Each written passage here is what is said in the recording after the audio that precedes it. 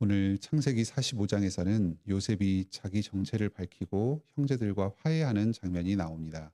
성경 전체를 통틀어서 가장 아름답고 감동적인 장면 중에 하나입니다. 먼저 요셉은 그동안 자신이 겪었던 그 모든 고난이 하나님의 계획 가운데 있었다고 인정합니다. 놀라운 믿음의 고백입니다. 8절입니다. 그런즉 나를 이리로 보낸 이는 당신들이 아니요 하나님이시라.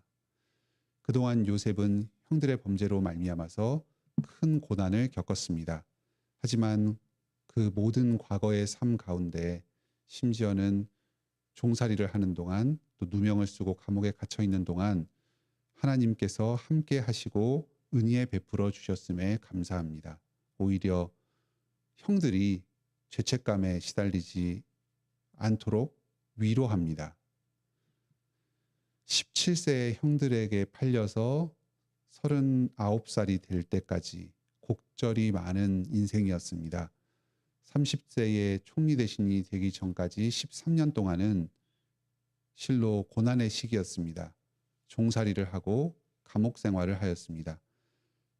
그 감옥에 갇힌 것이 최소 3년 이상은 되었을 것으로 짐작이 됩니다. 하지만 요셉은 이것이 모두 주님의 뜻과 계획 가운데 있었다고 고백합니다. 이방 땅에서 종살이를 하고 또 감옥 가운데서 죄수 생활을 하는 동안에도 요셉은 하나님을 만났습니다. 하나님께서 그곳에서 자기와 함께 하시고 복 주심을 그 고난 가운데 경험했습니다. 비록 그 고난 자체를 없애주지는 않으셨습니다. 하지만 그 가운데서 함께 하시면서 고난을 능히 견딜 힘을 허락하여 주셨습니다. 또 주변 사람들에게 베풀고 또 주변 사람들을 풍요롭게 하도록 요셉을 복의 통로로 사용하여 주셨습니다. 모든 힘든 상황 가운데서도 주변 사람들에게 좋은 대우를 받도록 관계를 주관하여 주셨습니다. 무엇보다도 하나님께서는 고난 가운데 있는 요셉에게 지혜를 주셨습니다. 어린 시절에 아버지에게 배웠던 아브라함과 이삭과 야곱과 함께 하신 하나님의 약속의 말씀을 계속해서 기억하면서 묵상하면서 하나님에 대한 지식이 날로 새로워져 가도록 하셨습니다. 또 꿈을 해몽하는 지혜, 각각의 상황 가운데 정확하게 판단하고 지혜롭게 행동하는 이 지혜를 얻을 수 있었습니다. 이 모든 과정을 통해서 요셉은 이 어려운 상황 가운데서도 하나님께서 나와 함께 하신다. 하나님께서 나에게 가장 좋은 것을 베풀어 주신다 하는 깨달음과 확신을 얻을 수 있었습니다. 오늘날에도 우리가 고난을 겪을 때 이 사실을 꼭 기억합시다. 요셉과 함께 하신 바로 그 하나님께서 우리와 항상 함께 하십니다. 임마누엘로 오신 예수 그리스도께서 지금도 성령님으로 우리 가운데 내주하시면서 우리와 항상 함께 하십니다. 하나님의 선하심을 굳게 붙드시기 바랍니다. 비록 내가 받은 이 고난이 악한 사람의 계략으로 말미암아서 억울하게 이루어진 일이라고 할지라도 그 가운데에 하나님의 선하신 뜻이 숨겨져 있습니다. 지혜로우신 하나님께서는 그 악한 사람의 음모조차도 하나님의 선하신 뜻을 이루는데 사용하여 주십니다. 하나님 아버지의 뜻이 아니면 우리의 머리털 하나도 땅에 떨어지지 않습니다. 주님께서 나의 삶 가운데 지금도 가장 좋은 것을 주고 계심을 굳게 신뢰합시다. 아무리 힘든 상황 가운데서도 주님께서 이미 가장 좋은 것들로 나에게 복을 베풀어 주고 계십니다. 고난 자체는 계속 있다고 하더라도 그것을 견딜 힘을 허락하여 주십니다. 좋은 여건을 계속해서 조성하여 주시고 부족하나마 다른 사람들에게 베풀 것이 계속 있게 하여 주십니다. 무엇보다도 주님의 말씀을 계속해서 공급하여 주십니다. 힘든 상황 가운데서도 그리스도를 향한 지식과 믿음에서 계속해서 자라게 하여 주십니다. 오늘 본문에서 두 번째로 중요한 점은 요셉의 고난으로 말미암아서 온 이스라엘이 구원을 얻었다는 점입니다. 7절에서 요셉은 말합니다.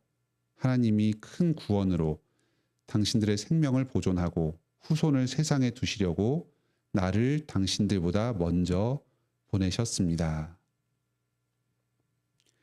요셉의 고난은 결코 헛되거나 무의미한 것이 아니었습니다. 그 고난은 이스라엘의 아버지와 그 형제들을 죽음에서 구원하기 위한 고난이었습니다.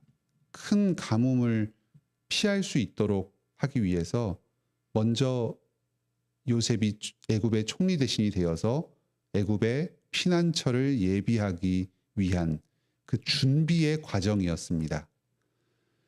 요셉은 가족들을 데려와도 좋다는 애굽 왕의 허락을 받습니다. 그리고 큰 수레와 많은 재물을 보내서 예를 갖추어서 아버지를 모셔오도록 합니다. 형들은 집으로 돌아가서 아버지께 모든 것을 털어놓습니다. 요셉이 지금 살아있다 하는 이 얘기를 하려면 그 자초지종을 설명해야 하고 결국은 자신들이 과거에 지었던 그 끔찍한 범죄에 대해서도 다 털어놓아야 합니다. 야곱은 이 모든 이야기를 다 듣고도 이렇게 말합니다. 조카도다. 과거에 저지른 그 잘못을 저지른 사람을 책망하지 않고 하나님께서 이 모든 부족을 또 죄와 연약을 사용하셔서 섭리적으로 일하셨음을 고백하는 믿음의 말입니다. 지금 요셉을 다시 만나게 된 것, 또 흉년 가운데 풍요롭게 살 수 있게 된 것에 감사합니다. 이 모든 것이 요셉의 고난으로 말미암아서 이루어진 일입니다. 만약에 요셉이 애굽의 종살이를 하지 않고 억울하게 감옥 생활을 하지 않았다면 총리 대신이 될 수도 없었을 것이고 또 가뭄 가운데 가족들을 구원하지도 못했을 것입니다. 형들이 회개하고 이렇게 가족들이 모두 과거의 잘못을 용서하고 하나됨을 이루는 일도 없었을 것입니다. 자손들을 번성하게 하겠다는 이 하나님의 축복이 이 신비한 섭리 가운데 이 요셉의 고난을 통해서 다 이루어졌습니다. 우리에게도 우리를 살리기 위하여 고난당하신 한 형제가 있습니다. 바로 예수 그리스도이십니다. 예수님의 모습을 보면 이 요셉과 유사한 점이 많습니다. 우리의 죄값을 대신 치르기 위해서 예수님께서 십자가 죽음에 넘겨지셨습니다. 바로 우리가 예수님을 팔아넘긴 악한 형제들이었습니다. 예수님께서 기꺼이 모든 고난을 감당하시고 죽임 당하셨습니다. 그리고 부활하셨습니다. 우리의 모든 죄를 용서하여 주시고 우리를 거룩한 존재로 하나님의 아들, 딸로 삼아주셨습니다.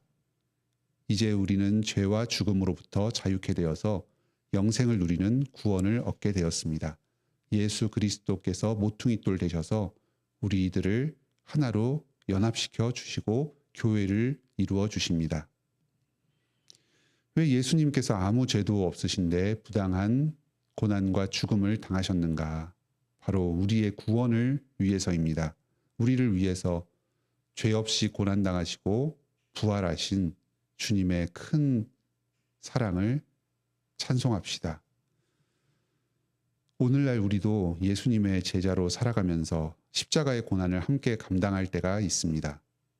내 주변 사람들, 우리를 섬기는 사람들이 구원받도록 돕기 위해서 죄 없이 당하는 고난입니다.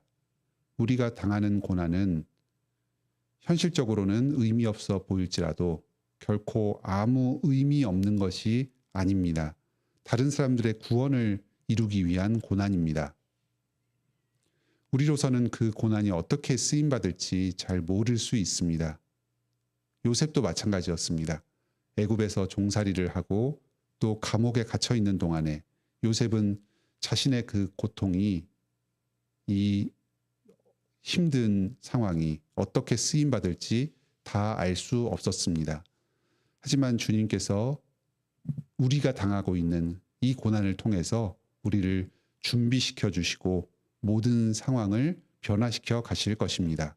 하나님의 백성들을 구원하는 데에 우리 한 사람 한 사람을 귀하게 주님의 도구로 주님의 종으로 삼아 주실 것입니다.